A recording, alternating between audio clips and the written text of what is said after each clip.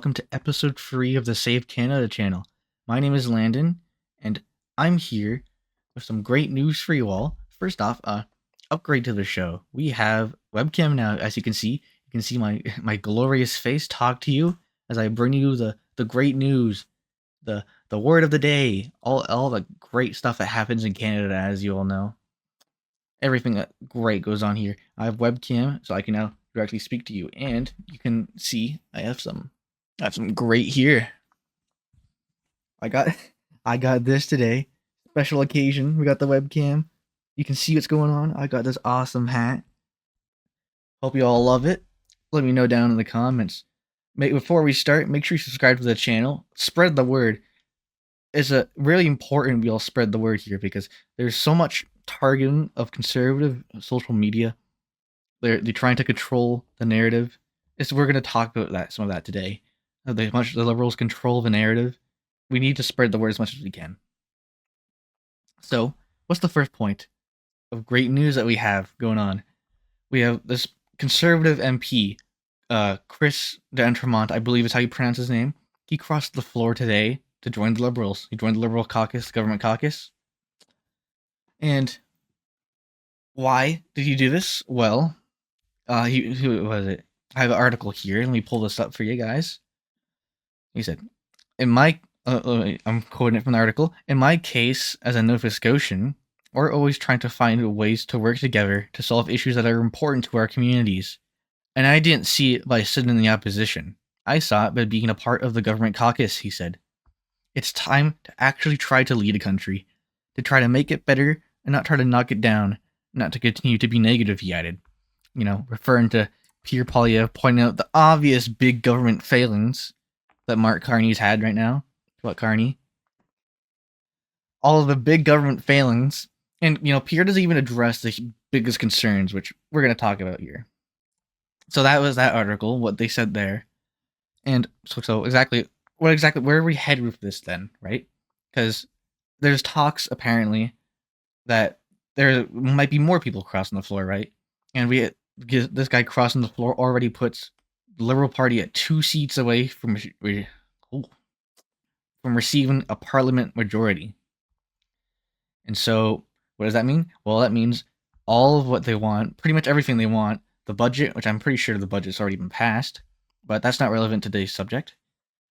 The budget, all of their bills, like Bill C-8, all the big bills to suppress media, control media, as I was mentioning earlier, they can all be passed because they'll hold a parliament majority. They won't need the NDP, although the NDP already bends over backwards to them anyway. They didn't exactly need to convince them on much. Especially as we've seen, the NDP was a crucial element in giving the Liberals what they have now, the power they have. They were crucial in that.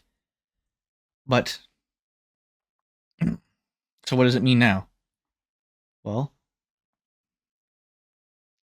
we don't know exactly how many are going to cross the floor, how much power they're going to get from people crossing the floor, which, honestly, alright, to take on this, people crossing the floor like this, we shouldn't be having by-elections, right? These people, these ridings that they come from, they're not voting for a Liberal member of Parliament, right? They want a Conservative to represent their riding in the Parliament.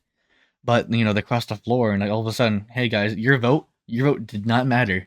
No, none of what all you guys did. Excuse me. None of that mattered. Nothing.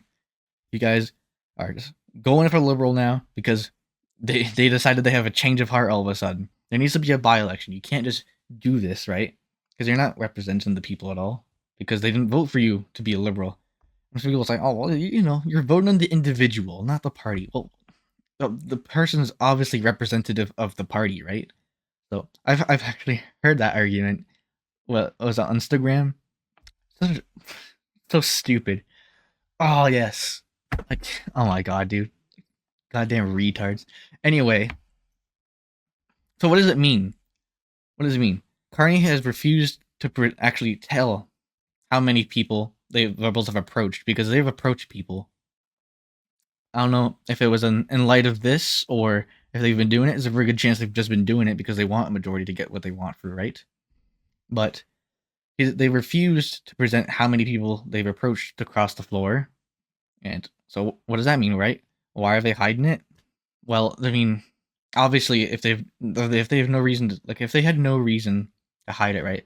Like, no one said it. Like, they'd come out. They could even just lie and say like, "Hey, no, we've not approached anyone about this, right?" But they're not saying anything, right? So it gives like no impression, right? They don't want it. They don't want it to be a point of discussion. There's no impression there. There's nothing being said, right? So why refuse? Well, because I personally believe, they've done this to a lot of people. They could offer them some kind of incentive, maybe money. You don't know, but or where's this headed then, right? You have people crossing the floor to give the Liberal Parliament a majority government. This means that bills like Bill C8, which targets social media, specifically like individuals on social media, they can have their internet access cut off, even though they claim, right, hey, this is just cybersecurity purposes, right? Well, why would you need to be able to just specify individuals, right? And I don't think this is a effective way to even combat cybersecurity issues, right? But no debate in C8 purely. You have what Bill C8 targeting social media and online too. You'll see it everywhere. You have like these bots, or if they're not bots, at least they're like NPCs. People just following what's told of them. They're just following what they're told. Just chilling for the liberals all over social media. I like to go on Pierre Poilievre's Instagram page, and there you have all these people constantly commenting like all the same shit, dude. All the same dumb low IQ shit. We'll be like, when is this guy gonna stop talking native and prevent? Oh my god, speak, man. When is he gonna stop talking negative and propose actual solutions? Well, if you were there during his campaign in the election, he was providing tons of solutions. But we remember how they gutted his campaign. They voted to put the government on vacation with the NDPs, the NDP leader Jagmeet Singh being incentivized by getting his pension if they went on vacation before the election. So they postponed the election, going on vacation, and that gave them time to get rid of the widely unpopular Justin Trudeau, which Pierre would have absolutely landslided against, like conservative majority definitely, or at least very close. So they had time to get rid of the widely unpopular Trudeau, and they appointed Carney, who no one even really heard of. Carney forces his way into a riding. I always like to critique Pierre for stealing the riding of another person, but Carney literally forces his way in. The person who gave up his seat to Pierre Poilievre did so willingly, as opposed to that one MP. I don't know their names. I should probably know this, but I don't know their names. So Carney forces his way in, and then they run a vicious attack against his entire campaign. They take his ideas, they axe attacks, only to bring it back later. Of course, we still have it on the industrial carbon tax on all the farmers' equipment and such. They do all this.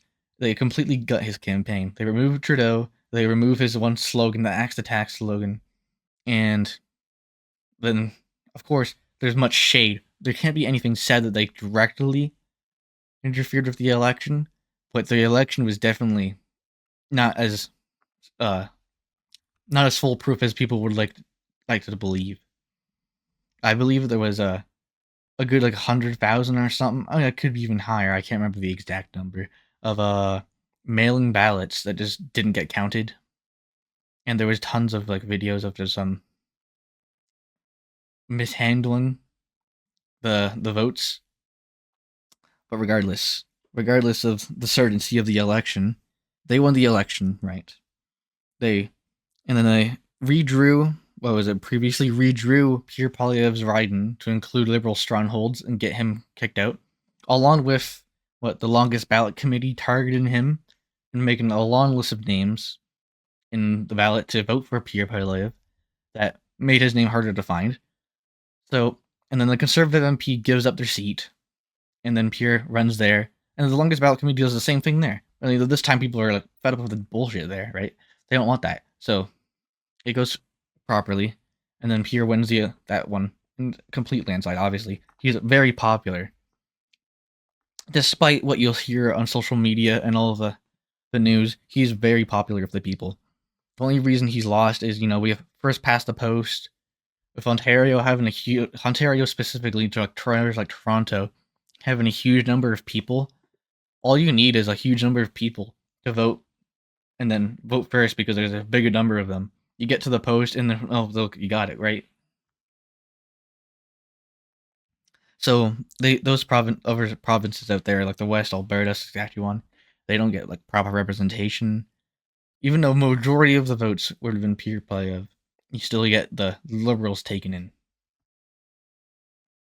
And so what do you have here?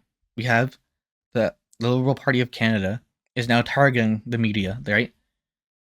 Pierre Poilievre is very popular, despite what the media says. You have the news, CBC News, all kind of news, are paid for by the Liberal government. They're shilled, and they're like they're pushing their agendas. What was it? I discussed in my last episode, episode 2, particularly the one CBC kids show that was promoting like all this gender fluid, trans ideology stuff, all of this horrible things for children. They promoted this agenda, and they're promoting what the liberals need. And then you have these rogue elements on social media, all these Instagram pages, like what was the one, the We Are Canada Proud specifically comes to mind. Instagram pages like this. Yeah. Hey, shout out to them from small content creator they've never heard of. Shout out. You have small creators, or I guess not exactly small, but you have creators like them, rogue elements on Instagram, who promote like pro-conservative, pro-Pierre, anti-liberal messaging, and people love it, right? They can't have this, right? They'll bring Bill C-8. They'll find ways to target these people, find hate speech laws, because they're expanding the hate speech laws along with Bill C-8, right? So they'll find ways to target these people and take them down, take down the anti-liberal media, right? So the Liberal Party of Canada is at war with online media to control the narrative, because although they've already controlled the mainstream narrative, there's so many brainwashed people, specifically older people too. Like lots of my grandparents, specifically actually like Carney and the Liberals. Like, how could you do this? Like, they're against free speech fundamentally. They're against free speech fundamentally, and they hate Canadians. How can you be with them? But despite controlling the mainstream media narrative, they're still trying to crush all these rogue elements, because they, you see like the United States here. You have people like Nick Fuentes, and you have all these unpopular figures online who, they can't find place on the mainstream news. They're pushed aside by the Republican Democrat agenda, like all that. They're pushed aside, and they can find solace and platform online. And there's nothing to say like, oh, they see this and then it's a direct parallel, like, oh, we can't have this, we can't have anything similar. But it's interesting, for them to target social media like this when we see how it can be so popularly used in such a good way, right? And so, so how do we, combat this? Well, it's honestly really challenging to combat this. I'm a small person, right? I'm one person. I'm admittedly very young, 18 years old. I don't have a full I don't have a full grasp of the world fully, right? You develop fully like 25 or something like that, right? I still have lots to learn. But from what I know, spread the message, right? Go out in public. Do things out in public. Get involved, right? Get into politics, get into media, maybe. Like, media is being cracked down upon, as we know. We just discussed. So how do you do that then, right? You have to go out to meet. You have to go out. You have to spread the word. You have to actually do things, get involved, right? You can't just sit back on Instagram and hope things get better, take it passively as they censor you, right? We need to go out, make change, and do things. And that's all I need to say here.